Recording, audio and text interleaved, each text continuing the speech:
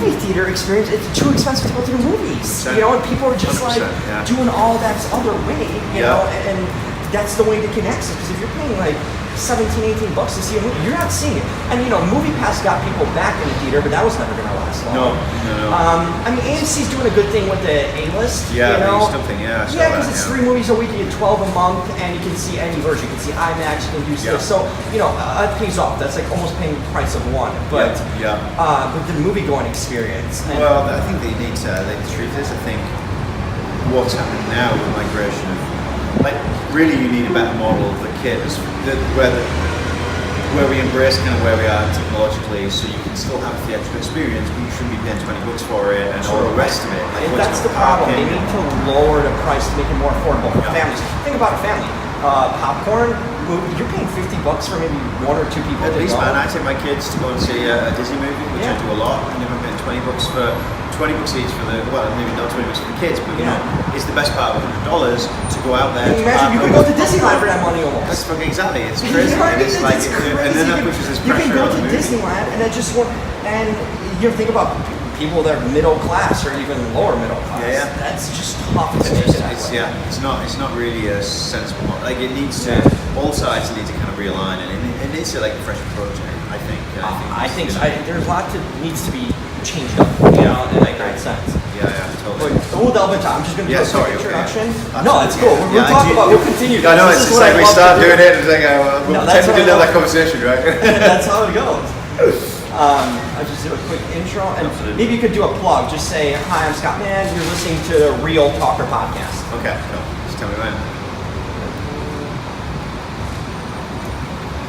Hi, I'm Scott Mann, and you're listening to the Real Talker podcast.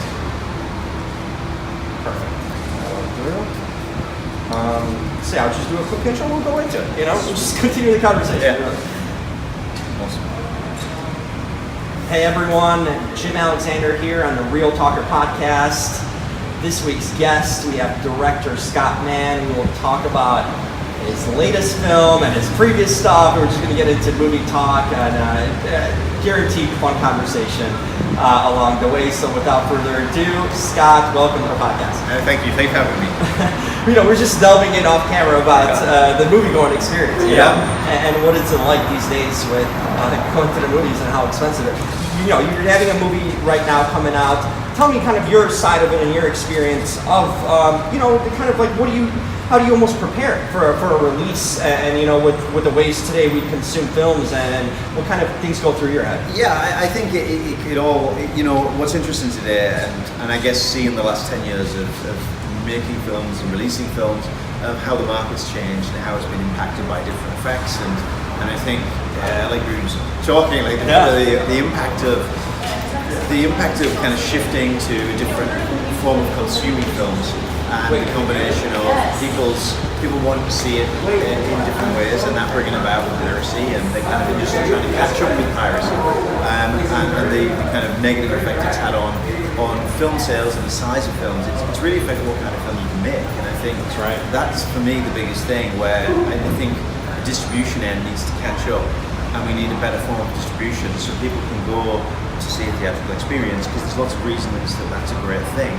But also be able to see it at home in these better systems and in a different environment, because it's different for everyone, right? Enjoying the film. It is. And today's day, we're so used to kind of seeing movies, you know, on our phones, on tablets. You know, it's just like the whole movie-going experience has changed. In that way, the way we consume it and get it, people kind of want the instant thing and not have to go out to. But like also mentioned the price of the movie. You know, it's like you're paying $20 and take a family and just like your $100 day, you know, just to see one movie. And then it puts pressure on it. Better be damn good, and that's why you end up with tentpoles that are going to satisfy a broad market audience. And unfortunately, that filters down into what films people are going to make, and that kind of, you know, that kind of brings it down to say this film, like Final Score. Like the thing that I liked about it was that it was kind of like a mid-range film you would have made in the 90s, right? Totally. It's got that late kind of the Arnold, you know, in a sense, all those action heroes from we maybe didn't do enough corny lines. That's the only thing we missed, right? It's like when I watch Arnold now, it's like, I can't believe how good that is. There's some Steve Bennett and all those things. It's brilliant. But no, you like doing a standalone kind of throwback. I think one of the the things that kind of forced me into doing. And the last film, look, all my films, I think it's been a case of part of it is trying to pull off a film in a budget range where you don't really have the budget to pull it off, you know? And because if you can't do that, then you can't kind of play and have fun in the other areas. So it's really kind of, a lot of it, I think, is kind of making a film that looks and feels bigger than it is. So it's kind of satisfying, stimulating, and all the things you ask from the film, especially when it comes to action.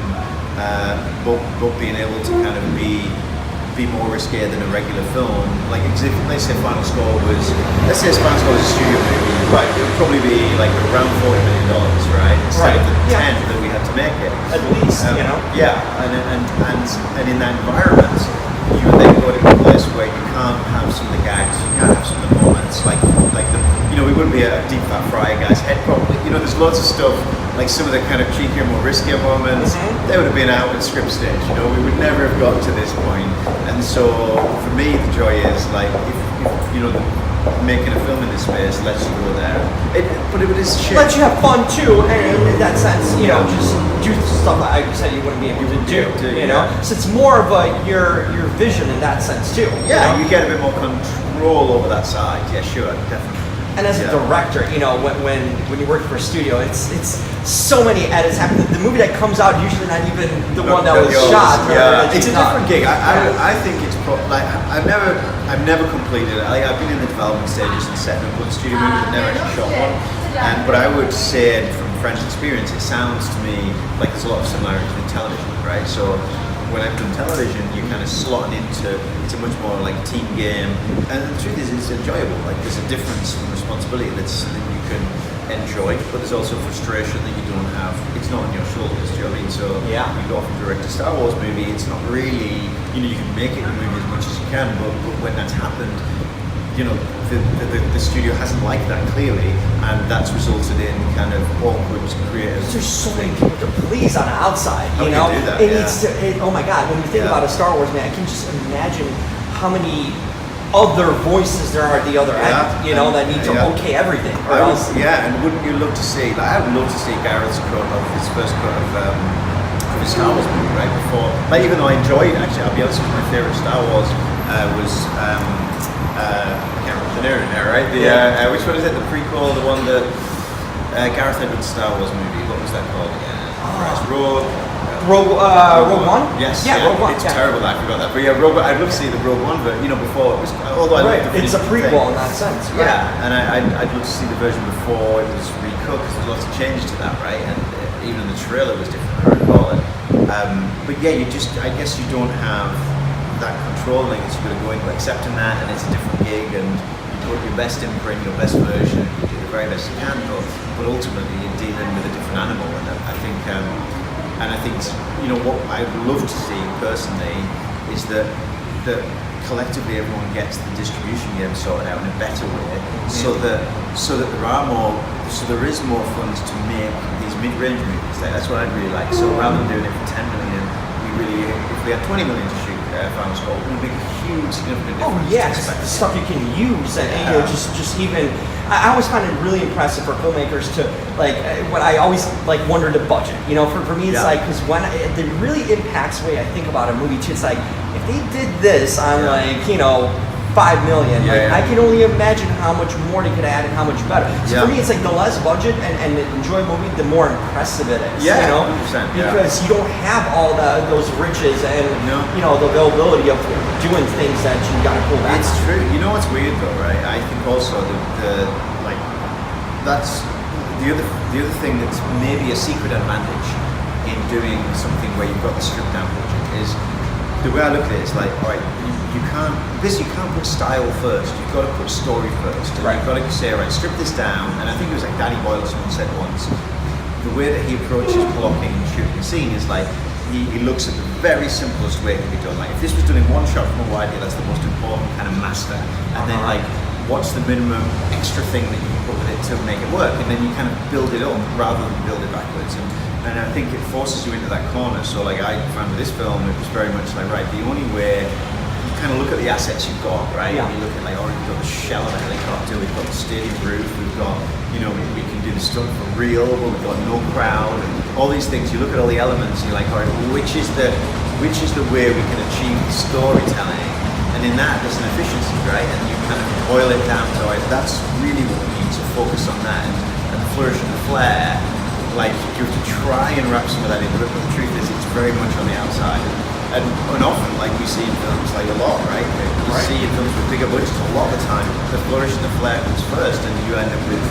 Well, yeah, because they want to get the fun kind of, the flashy things out there, and cut on a trailer or whatnot, and then the story gets into BC, it's like, where's that? Where's that gone? Yeah. And so there's that advantage, and I think that's, but I see a lot of these model films where you have 10 million budget. The truth is, most, that size, very often you have 2 million to make the film, you have 8 million to cast and produce. That's the normal ratchet that I've seen and that we had on this film. And so you end up in a space where you are doing kind of, everyone's pulling to make the very best movie and try to put everything on screen.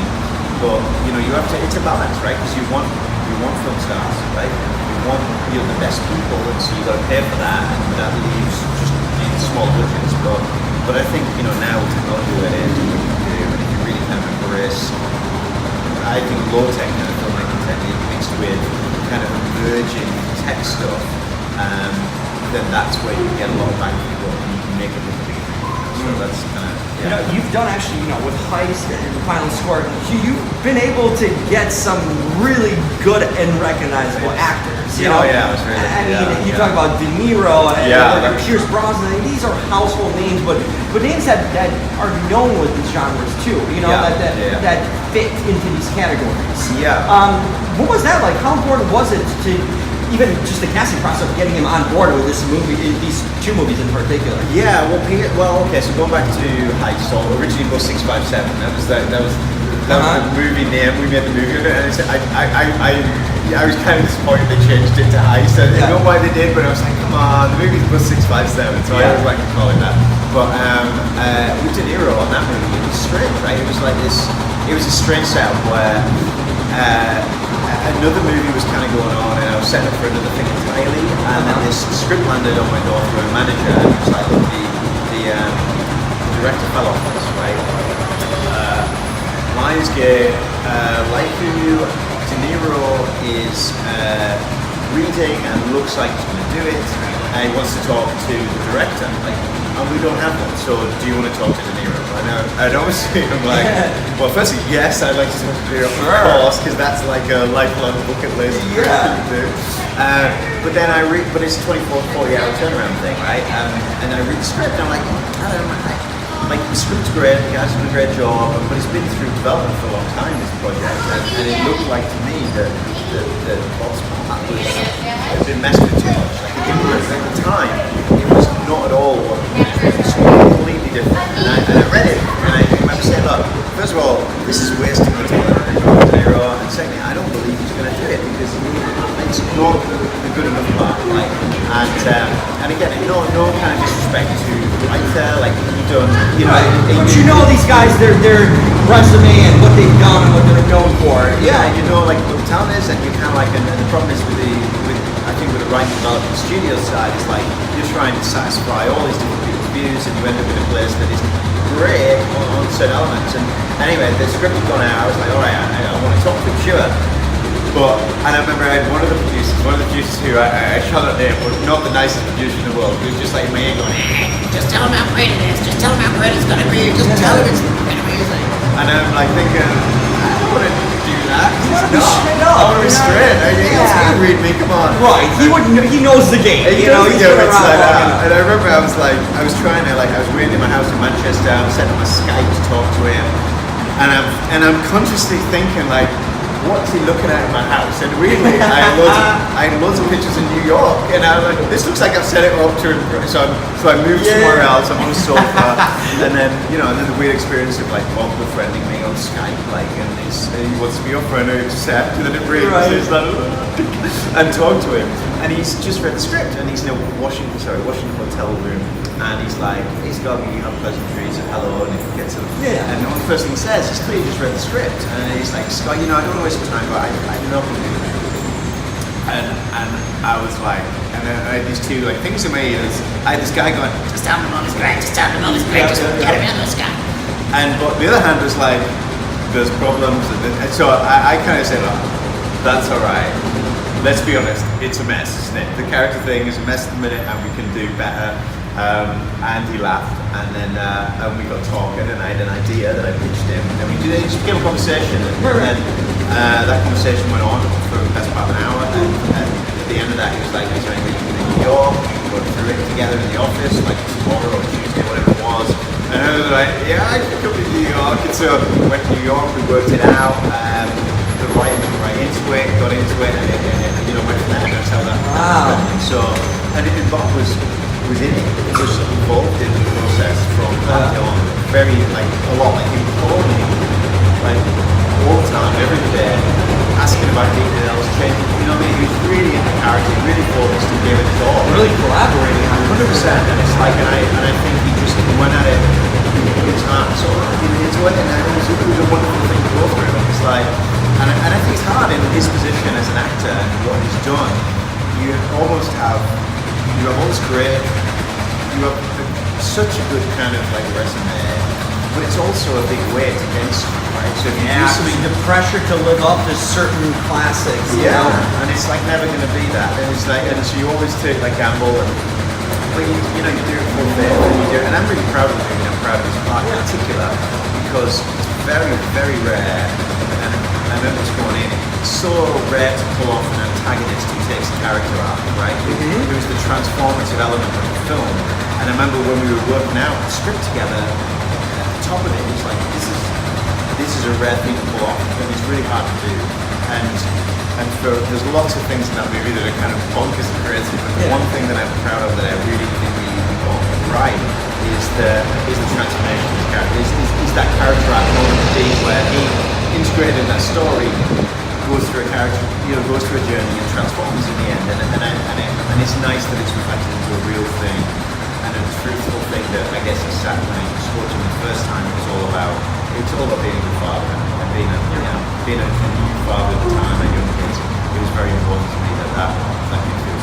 So I loved that experience. It was very. That's a lot of it through the collaboration, right? Yeah, I mean, the having these conversations and going through it knocking it out together, hammering down, and and it's still surreal moments, right? Yeah. Where, like I'll be on set, he's very private, he likes his space, he likes to do his thing, but he asked me to read the lines with him, to read against it, and I'm like, I'm not an actor. You're trying to like do it perfectly. I'm acting with him on the sidelines of the set, and I'm like, this is just bizarre. It's just totally bizarre. So, but he was an absolute great.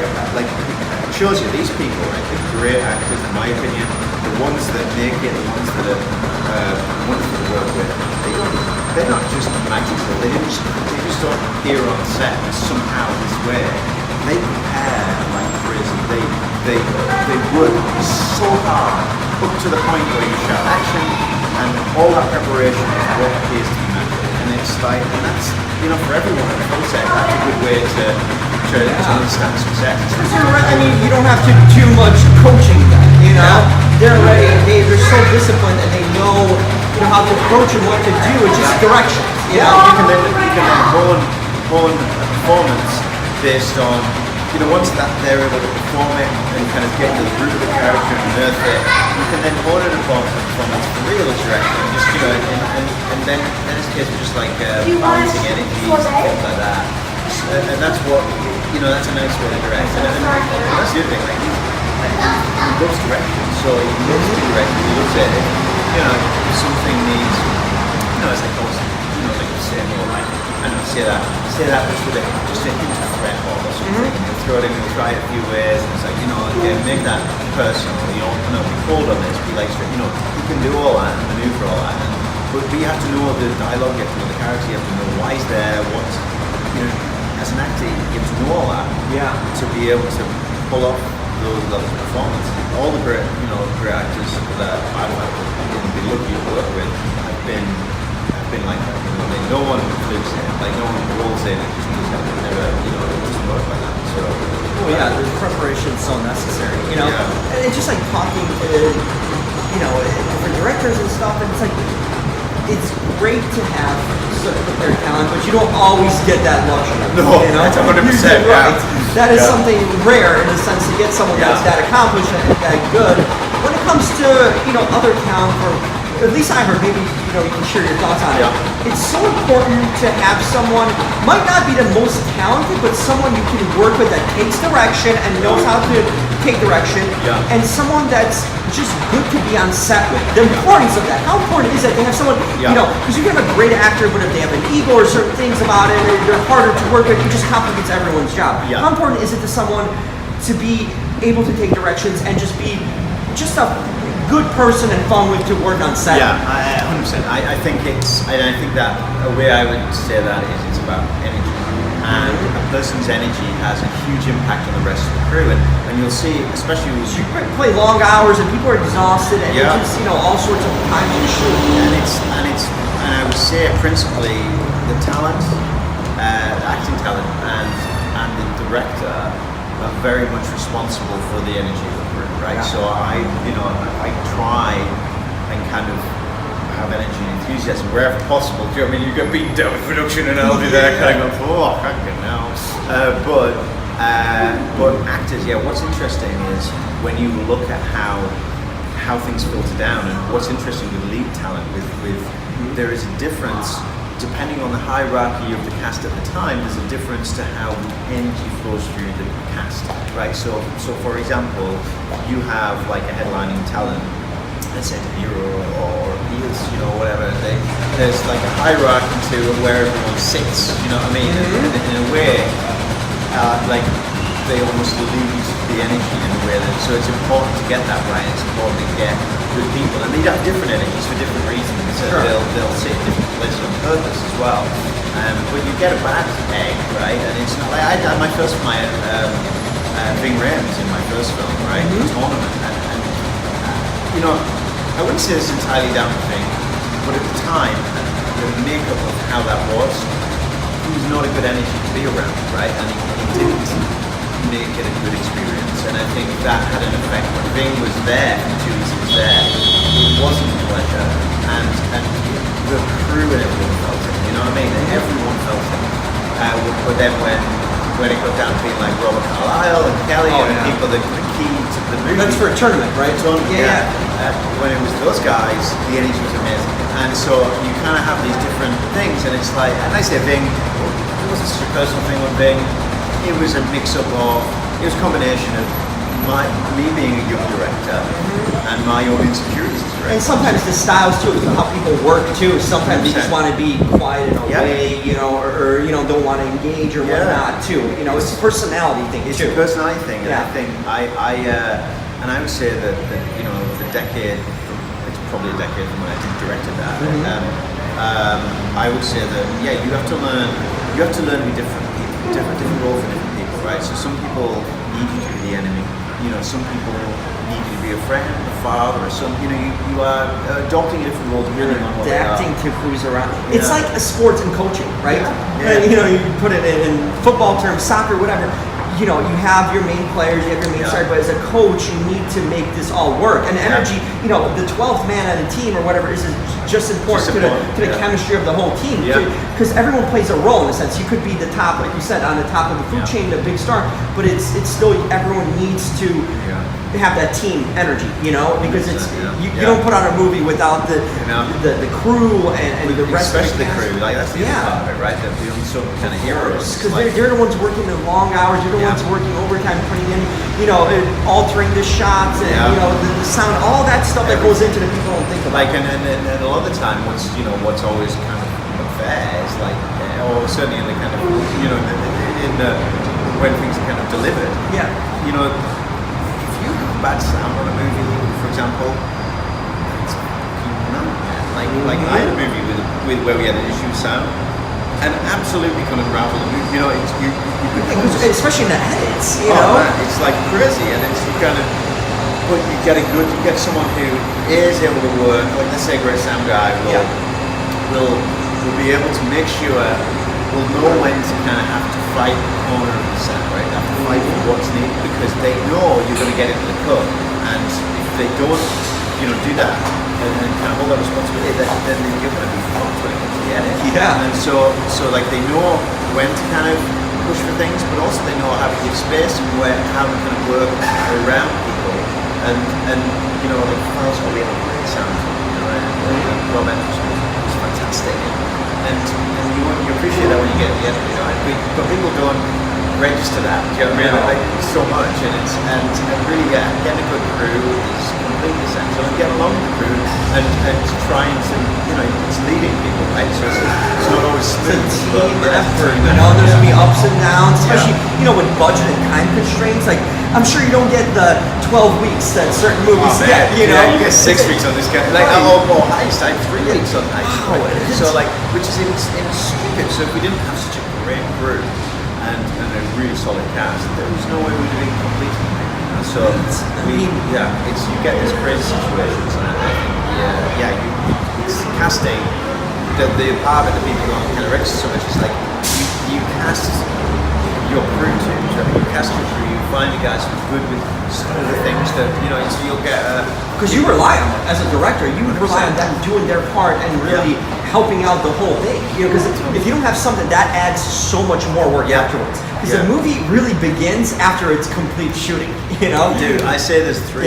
My view is there's 3 drafts, right? So you do the first draft, it's a script, right?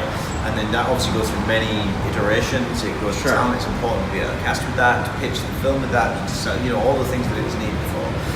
But then you redraft it while you're shooting, because all the things that are going on in a shoot and the compromises, because directors just compromise. Yeah. It's like, we don't have, you know, we can't shoot this from a helicopter in this position, so let's adapt the story to work so it does the same story beat, but is doing it with, you know, with an iPhone or whatever you've got. And so it's all these compromises create this second draft.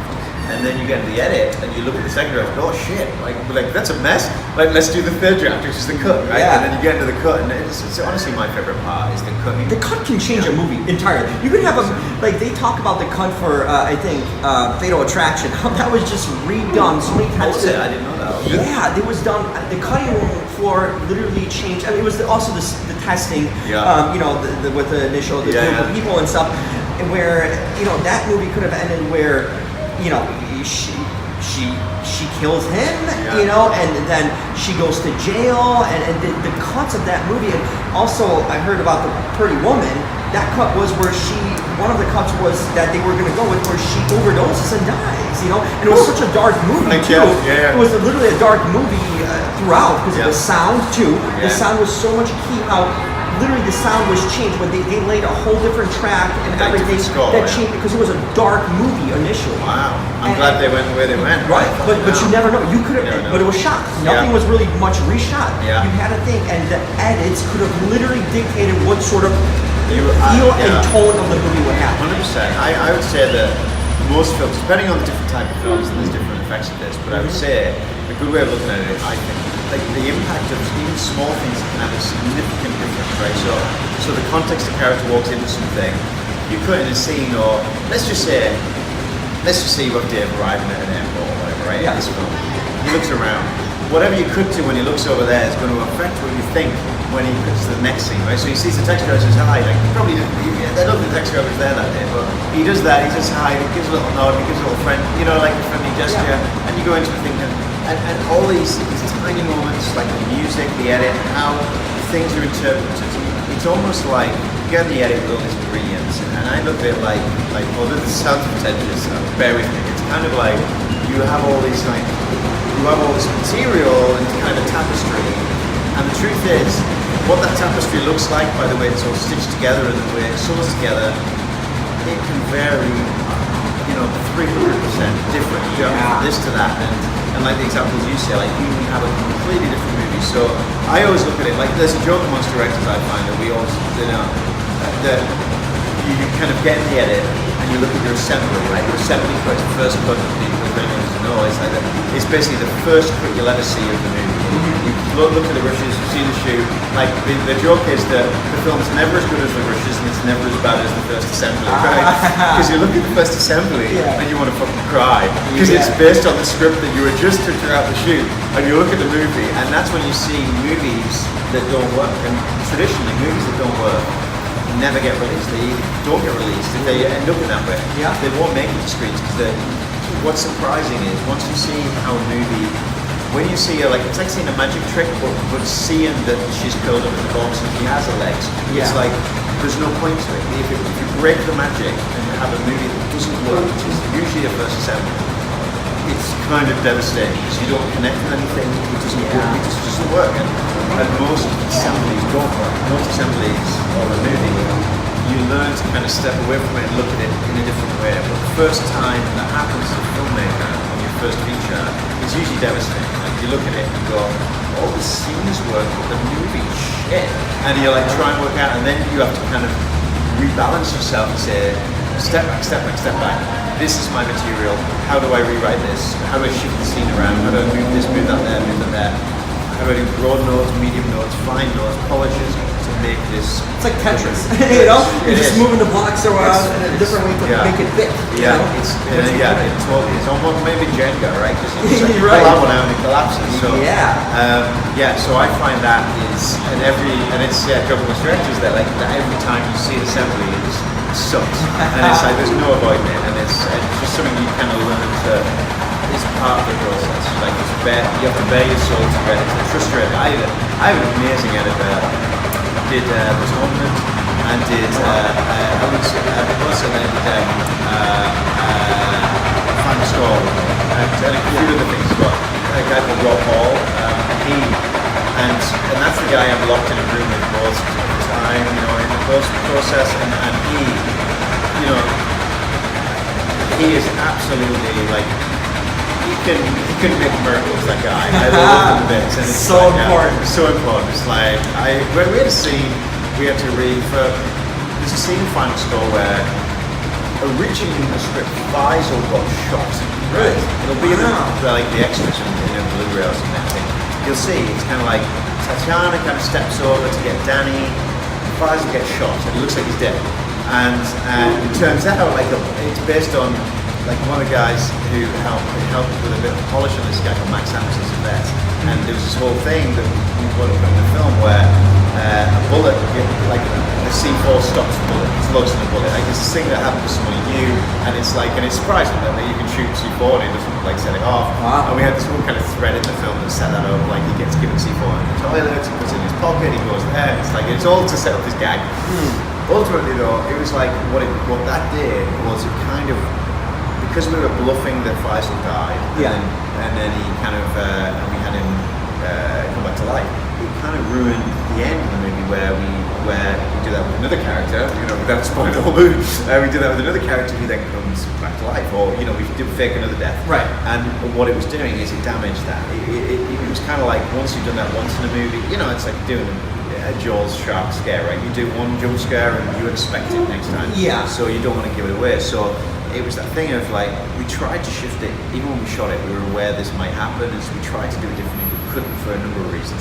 And I remember Rob, the editor, kind of managed to re-edit it, so like the character goes up there, instead of shooting him, she like whacks him with a gun. But she never did that, that never happened in the scene, but it's just the way he kind of cleverly cut a few frames from this, like very simply kind of split screen them with the other take of her kind of making a movement, and then we did like a fake movement of him hitting the ground, and like stitched those elements. Your brain processes it as like, I followed that gun, it seems to hit his head, the sound says he's going down, he lands on the ground, and from a viewing perspective, you just take in, she comes over and she hits him in the face with a gun, and it's kind of like, you don't even think about it. But those moments that were never there that you create, it's like you get a great editor. And Rob Hall, he is great. He's a great guy. Was he big on also contributing to? I love the motorcycle scenes. Just blazing through. I mean, the stuff that Dave does on that. How was that shooting that whole thing? I mean, how much stunt work in a sense? How much was there CGI? Like, what was that scene to put it together? Yeah. So let's elaborate. And the truth is, like this film, because it was done at such a kind of high rate, like it was the stadium was getting demolished, right? Someone kind of shows me a script here, and I think it's 5 or 6 months between then and the stadium being demolished, and we need to kind of rewrite it, cast it, finance it, go into production, and shoot it in that time. So you had like a real gun to your head, because the guy's going to blow that stadium no matter what. Like you were on the clock. The storyline. They were like, sure guys, you can film here. We're blowing it up. on the 8th of August, or whatever it was, and nothing is stopping that. Yeah. So we had this crazy compressed time to write the movie, to develop the movie, to do the movie. And I remember, like, really it was kind of like we went to the stadium and we kind of spitball ideas. It was like, oh, I'd love to do anything where, like, jump off there on a motorcycle. How do we tie that into the story? How do we do a motorcycle chase? Because it's really, I love vehicle action, especially in action movies. I think it's always nice to have some vehicle action, and I was trying to find a way to do it in a place where there's a constrained setting. And kind of remind me almost of the James Bond. You had Pearson in movies, too, sort of thing. Jason goes over a helicopter. James Bond / Jason. Yeah, there are links. There's a few links. There's a few Bond links, right? In this movie. Yeah, I noticed that. There you go. But yeah, but the map out of it was kind of like, all right, here's our playground. What can we do? And the truth is, on that actually, that's a good example of the creation of the edit. Like, we mapped out a straightforward-ish thing where we had a bike chase, but not a lot of narrative kind of sewn into it. And then it came, and what happened is we got to our deadline. What actually happened with the production of the film is we got to the deadline, we built the stadium, and then we stood down and we shot outside the stadium. Okay. We shot for like 2 weeks beyond the day, and because we could pick up the elements, there was all these occasions where we had to give it like a little hiatus. What we did with that hiatus is the scenes that like took place in the pub, you know, the stuff that's outside of stuff. Yep. We looked at the movie, and Rob and I did this assembly, and we watched the assembly cut. But the assembly cut was missing pretty much a third of the material. So we took still frames of the actors, like, and we read out their lines for the scenes. Like, Rob and I played George Patrick, like, I play like, hey, I'm Dave, hey Danny, what are you doing here? And then I played Danny with the voice I want to do right now. Awesome. But it's weird to watch it, but it at least allowed us to experience the narrative of the movie as a very broad, blur your eyes whole.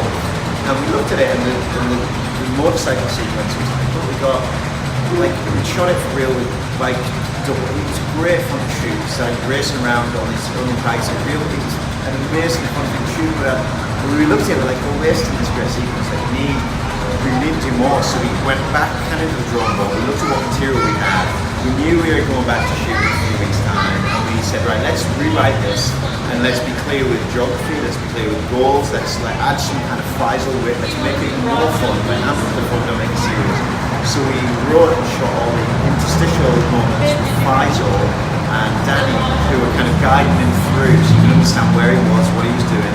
We really underlined and highlighted, right, he needs to go around here and get to there. Yeah. We kind of played with the gags up and down the stairs. And basically, we kind of cut this, like, we rough cut this loose sequence where we did the voices and mapped out the scene, and then got back and, like, sat down with Dave, and he was like, hi Dave, and we did these moments with which were like blue screen back dialogue moments, and where we've got to kind of interact and to do this dialogue, and we cut in those specific moments in the dialogue so that it all works. And so it was a very kind of organic build to get to the point where it worked, you know. And I think we had a rough idea of what that was in the first script, but never to the level of detail. So it just goes to show, if you like, free yourself off a little bit and just say, all right, let's just look at the best version we can get with this. Like, don't make it too much about a moment of spectacle, but make it fun and like and you know, and try and kind of capture the tone of the movie in that. And that's what I'm trying to do. So it was a, you know, and again, hats off to the editor. It's like, seems like that miracle. Rob was doing a lot. Rob is, you know, underpaid, overworked, and underappreciated. But great at it. Yeah, I love him. Yeah. You know, a lot of people, you know, what was it like, you worked with Dave on 2 movies, you know, and Dave's the guy that I followed like years ago as a wrestling fan, you know, watching him in the world, and he's had such tremendous rise, you know, in the industry, and just like that, he's now a legitimate kind of an action guy, like recognizable. Yeah. What was that experience like working with him? You know, how was he, you know? He was, so I guess when I worked with him on Bus, he was like a small role, supporting cast. Yeah. And you know, and he was playing a villain, or more or less a villain, right? And it was more kind of typecast to where he was getting put, right? And big guy, you know, has that looks kind of scary look, like menacing. Mm-hmm. But he's a great guy in person. Oh, well, this is the truth, right? So two things I discovered were, what a sweetheart, what a lovely Teddy Bear David, right? Like, he gives you those hugs, that smile, the charm, and like that, you know, that quiet, like, You know, he's such a lovely guy, love him a bit. And the other part of it was he's got a lot more talent than people give him credit for, right? So he was relatively early on. When we shot that movie, it was end of 2004. I'd seen, I'm pretty sure I'd seen some wishes to Guardians that the agent sent over. The Guardians wasn't finished, and saw that clearly he could act, but you didn't know kind of what you're in for. But then when I even said, realised he's really super serious about this. He knows what he's doing. He's really pushing out. He's trying to learn from the great people. He really went for it, and I think, and after kind of meeting him there, I knew that he wanted to kind of do more, try different characters, and really try and risk things and do things. And so, kind of coming into this film, my truth is actually the first draft of the script had a British character-centric character. It had a very seems the different setting would it's play into it. You can, you know, it was a guy who didn't want to like this man. It was kind of more the character that the father of the daughter that is featured in the film but died in our movie. He's the British guy, and I wasn't, and given the kind of crazy time frame that we're casting this, there wasn't, I wasn't really looking to do anything else at the time. It was like we were kind of like, right, we've got to cast a British hero, we're going to do this, do that, and I was trying to setting lens to itself. Yeah, and it was, there was a reason to do that at the time. And I talked to Dave about a different role in the movie.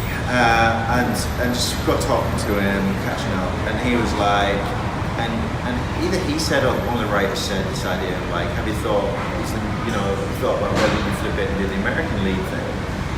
And at first I was like, no. And then Stu to me, and someone said an idea about it. I was like, it could just be fun. Like it would be more fun, in fact, to do this, to do that, and imagine. Because he's not in a different. He's like on the outside in a sense.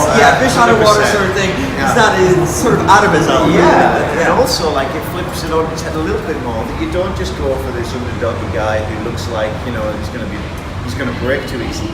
You kind of have got this kind of steam oven like sizzling away that can blow, and then he can mulch through guys, and you don't want to piss him off. So it's kind of like he's got the potential to do that, but isn't it more fun to play against this? And it was. We got talking, and I got very excited, and again it was a thing of like, I'm sure this was only a week or so before we shot the movie, so we were writing it as we went, we were changing it as we went. And the good thing about that, even though it's horrific to do that, I would never recommend doing that. Like from a production process, it's especially on a big action movie because you're dealing with so many pieces. But the bonus of the headache is that you're writing fresh, and so you're writing stuff that, like in the world at the time when we shot it back in 2016, Brexit was happening, Trump was moving in, the right wing, they're on a time's up on this. Sorry. But all the world was shifting. You know what I mean? Like people were partisaning. It was the world was getting darker. And so a lot of turmoil, people kind of a lot of differences that really weren't, that were kind of brewing. And I think what it enabled us to look at is like, all right, we need an antithesis of it. We need like fun. We need it to be enjoyable. We need it to we don't want to go political. We don't want to go serious. I can tell you how we want to have fun. It's like a soundtrack. But yeah, we want to have fun with it and enjoyable escapism, and like let's embrace the absurdity and the nonsense of the fact we got West Ham in a semi-final as the opening gag, right? They were never making a European semi-final. Let's get that straight, right? So it's got we got all and Dave and the American guy falling into that, and it was like, and that's and it's one of the reasons why I cast Amit as Faisal actually was that I really felt like. That comic relief and the combination of them on the screen test was great, and I think, I'm pleased that it'd be nice if the world didn't need the movie so much, but I'm pleased that it is kind of a relief from it, and I think it does it, and that's it's very satisfying. But it's also kind of in a crazy way, it's timely because with the world of kind of terrorism we live in, like this isn't anymore like far-fetched, these kind of things, like stadiums are targeted, and you want to, and the truth is that I purposely didn't want to go, that's one of the reasons not to go into a serious space, because I think kind of like these things do occur in the world, and I would like to think for better reasons than what our bad guys plan is terrible. Let's be honest. Like, to fish out one guy, it's like they do this, but no, we that's why we stayed light on that side. It was like let's not get bogged down with that side because the world is kind of a slightly crazy place right now. And let's try and like celebrate and tap into the human side. And actually, the truth is, right? I like the fact we really tried to embrace a theme. Like, so if the theme of Bus 657 was fatherhood, right? Really good that. The theme of this is about the nature of sacrifice. And like, even though I don't think many people will take it away at this level, but I like the idea that you can wrap a serious subject in a can you wrap a kind of genre wrapper. And we tried to do that here with where you've got like the dealing of loss, of losing someone close to you, losing your father, like what sacrifice meant to everyone, what it meant to the person, what it meant to the daughter, the impact of their lives, what these people would sacrifice to get something that's important to them that might change them bigger. So you've got these different levels of sacrifice that it very loosely kind of taps into, but at an emotional level, hopefully, from Dave's character saving Lara's character and then getting over this issue. I think it at least goes there, explores it a bit, and I think emotionally, it's not a serious drama, but it's nice. It still has elements and deals with actual feeling. Because no matter what movie, you can always tie in some sort of emotional aspect to it. In one way or the other. There's always a connection. You hope so, right? You do, because the most unsatisfying experience you can have is watching a movie where someone's blown $100 million on something you don't give a shit about. That is, for me, on two levels, that's painful to watch, because one of the levels is oh my god, so much to work with. And you've blown so much cash that could have been spread around the rest of us, right? It's like, what? So I think, start there, that's the root of everything, right? Start theme, then go characters, then go story, then go spectacle, then go movie. It's like build on that. And it's if you have a story and characters to invest in, that's all you really need. The budget doesn't even matter that much because people are invested. No matter what you see, if you can care for the character, and the story, then you're in. And that way too. So it's so important that to establish that, which is literally why we're there to watch it. Yeah, you're right. But people forgive it, don't they? And if you forgive it, it doesn't matter even.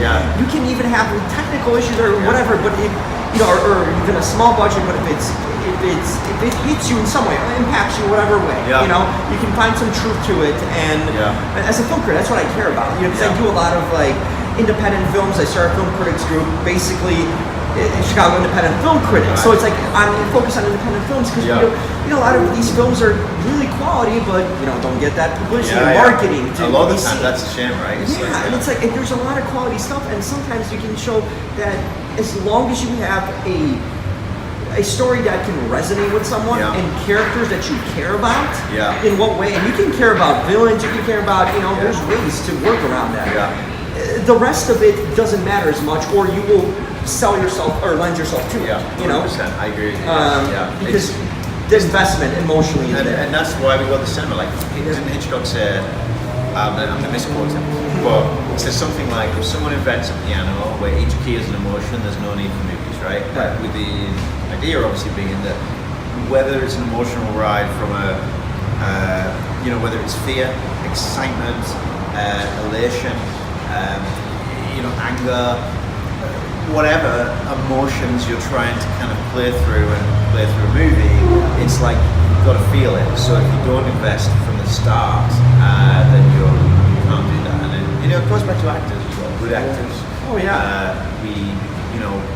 kind of sink into them and go with them and we're with them, and that's a great. And you can even convince an audience to I always feel as long as you're open-minded enough or willing to take in what's given. I recently just screened Collect, with Keira Knightley, really, and it's for me, I'm not huge into period pieces. I've never seen the movie actually. It's fantastic. It really is, and it's for me the genre. It takes place in the late 1800s, 1900s about this woman who really revolutionized the way writing was done and everything, but I'm like, okay, I'll give it a chance. Yeah. And you know what?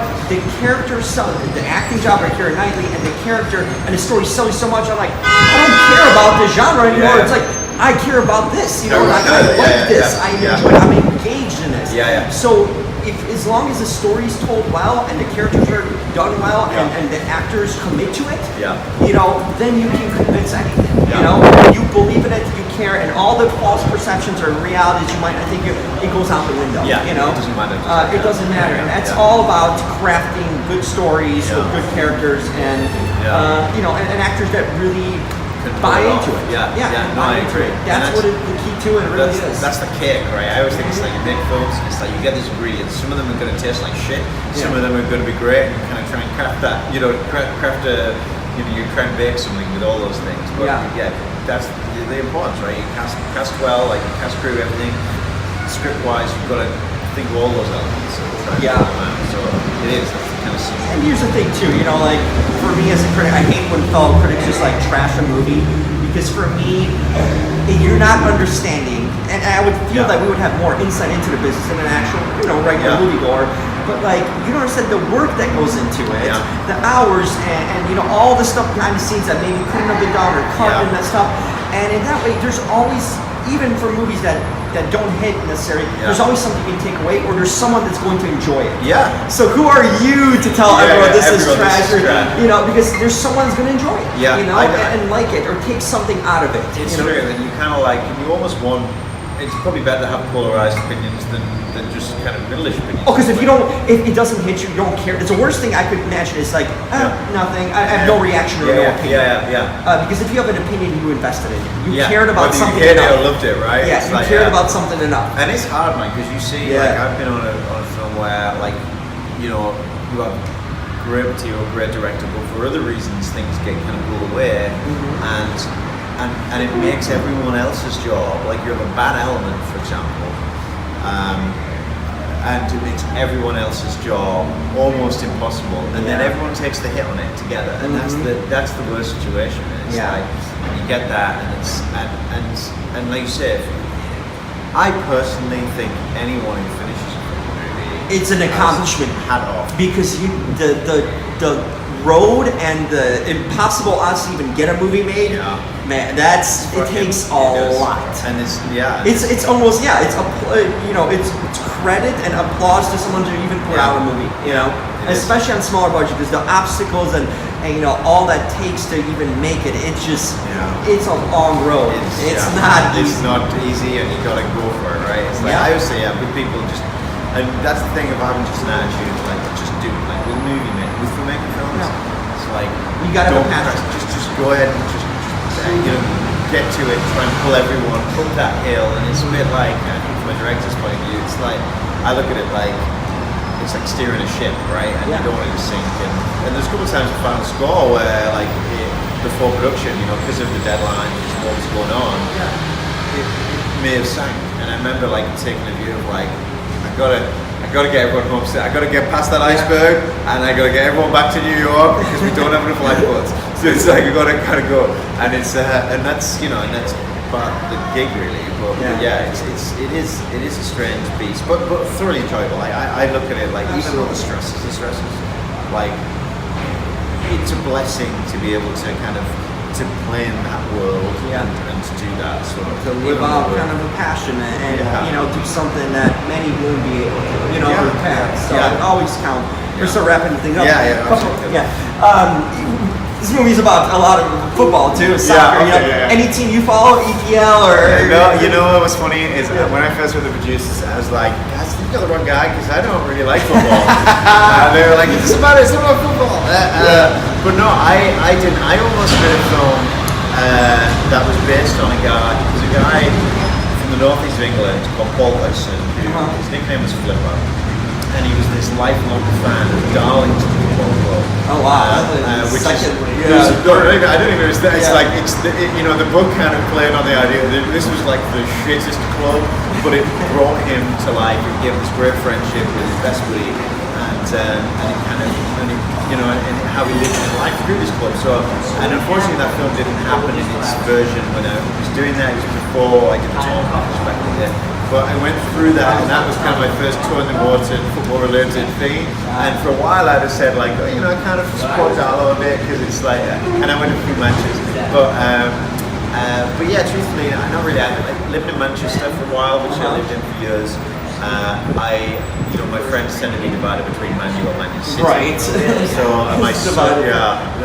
But I like really filming this film. I filmed the last match at West Ham to get the crowd shot. So I think it was, maybe it was 2 matches. We did West Ham versus Man U, and obviously Tottenham as well. Maybe one that, but we so we did that. But yeah, I've not been a big footy fan. And funnily enough, a lot of that funnels through fires. There's an end line, there's fires like, I don't really like football. It's kind of like, that's how I feel. It's like, this is ironic, given the film, I don't really like football. But the football world is great, and the West Ham fans are great, and I look passionate. And the truth is, like, that club is emotional, and we ended up, I have to say, we ended up moving into the club to make the film. So we had this free film. And it made no sense really to drive or tube it back from London to an apartment for an hour each way on these kind of days. So we all converted boxes into rooms, and we all stayed at the stadium. So we'd wrap at 5 a.m. The sun comes up. We'd crack open a Corona, red wine and cheese in a meal Thomas Hobbs little room, Dicky's room. Have something like snacks. We'd watch the sunrise.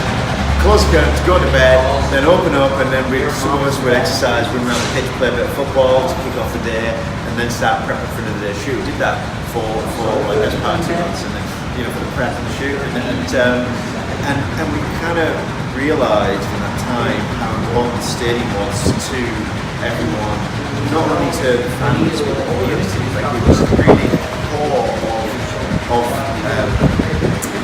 that area, I think.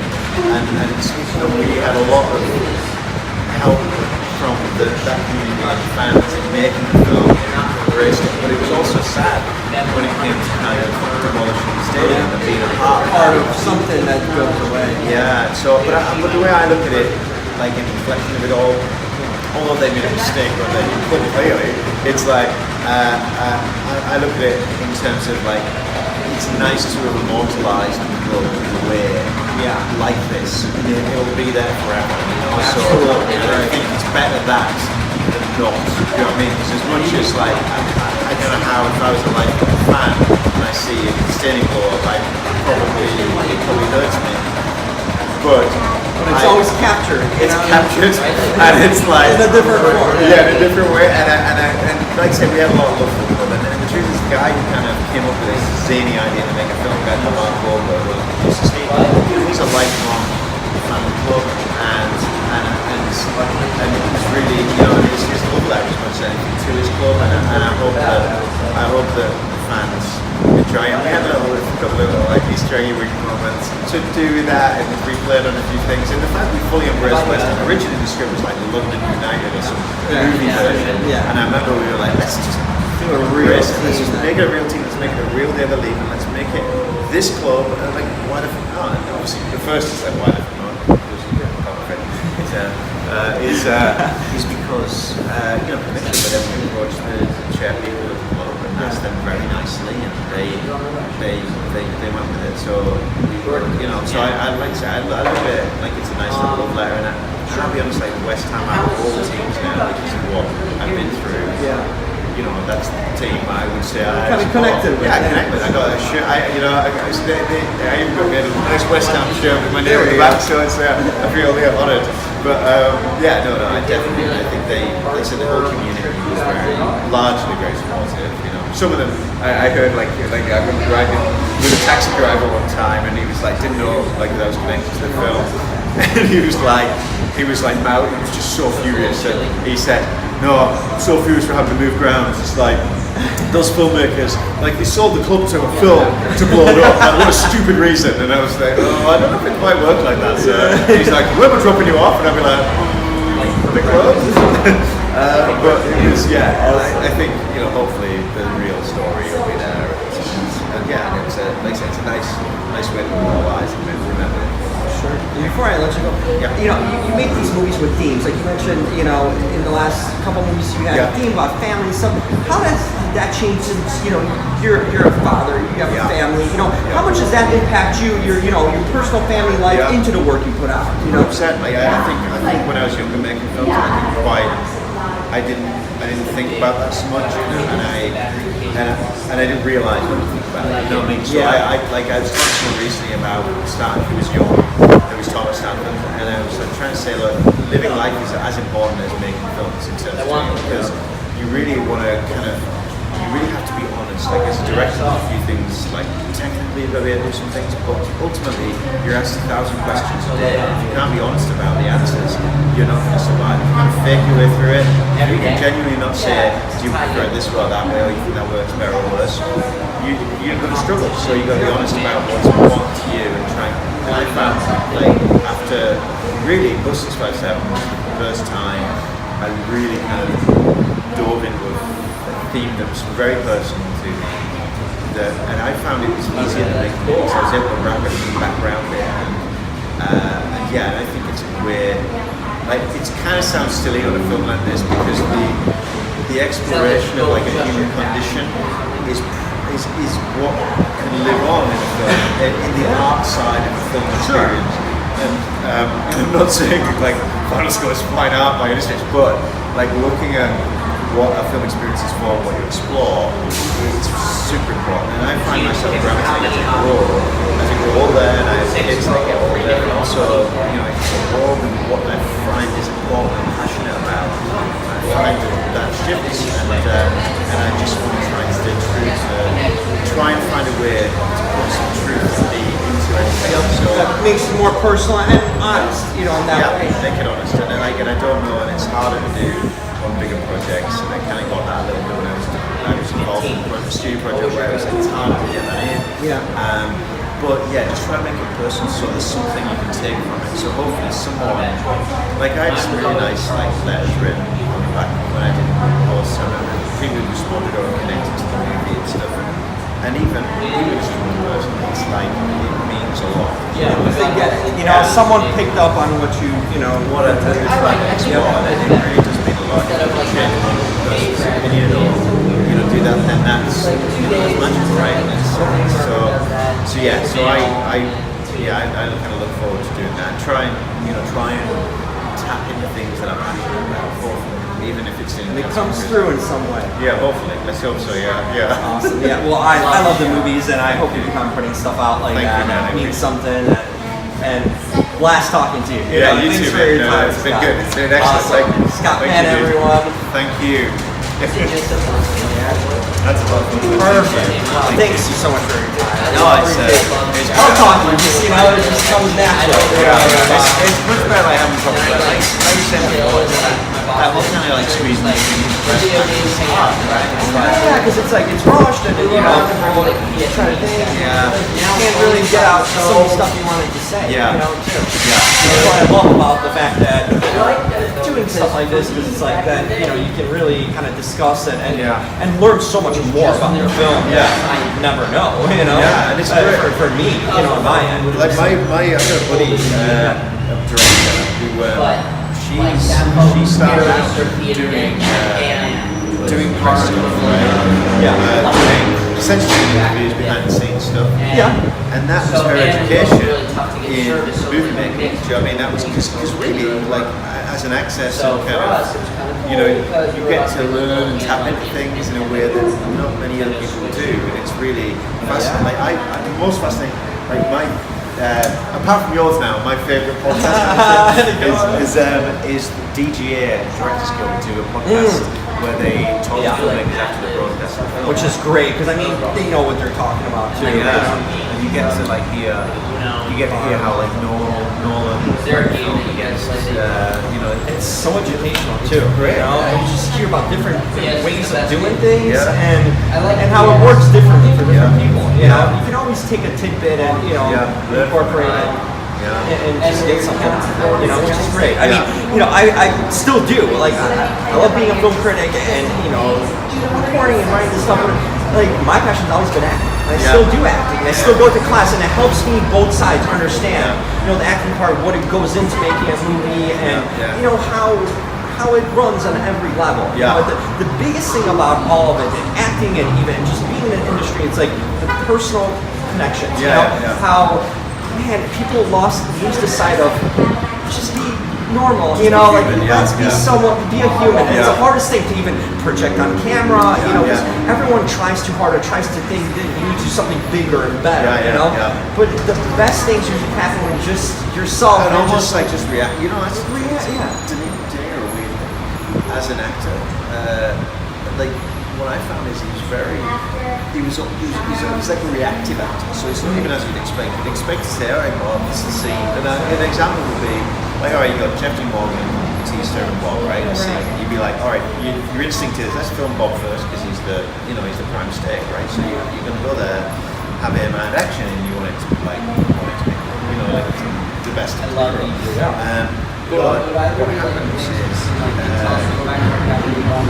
different actors react differently and actively, right? And I think he's very much like, what you put in, you get out. So he actually is better because once he's around the scene this many times, he just gets better and better during the scene. And more comfort, you know? Yeah, and if you want to almost like give him a note, like he was great, like I said, but I think there's also an element of like a way to hold Bob's performance is to change the people around him, and I have seen he and JDM where it kind of just, it was a problem with ultimately the writing, really. There's a bit of a scene that didn't quite work, you know what I mean? Like, sometimes not everything's gonna hit, you know what I mean? There's so many moving parts and everything. It's hard, and the fix of that scene was for Jeff to change his performance, to change his lines, so I had to kind of go back, change lines to give to Jeff to feed him, so we got the reaction, got to the place we needed to get to with Bob's character. Otherwise, so you kind of have to go to the foundation, miss it out, without even knowing. See, that's just working with people and kind of feeling them out individually, you know, and what they like and don't, and that's the adjustment. You're always learning, you know. It's like you're like the coach of the team, and but there's never the same kind of personality. You never have the same team all the time. You know? It's always different, and it's hard. Like acting, it's just a tough job to get. It's the pressure, but it's like I feel also people put pressure on themselves too, in a sense where, you know, it's about connections and communication and listening.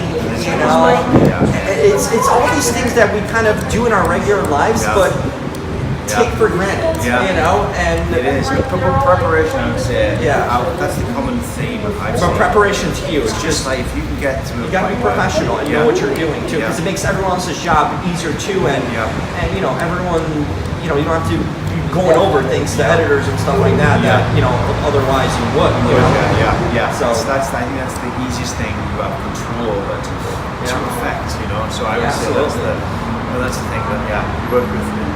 It's lucky if you work with great people that all meld together perfectly, right? That's the key. That's the hope, you know, but it doesn't always happen exactly. No, you always have some.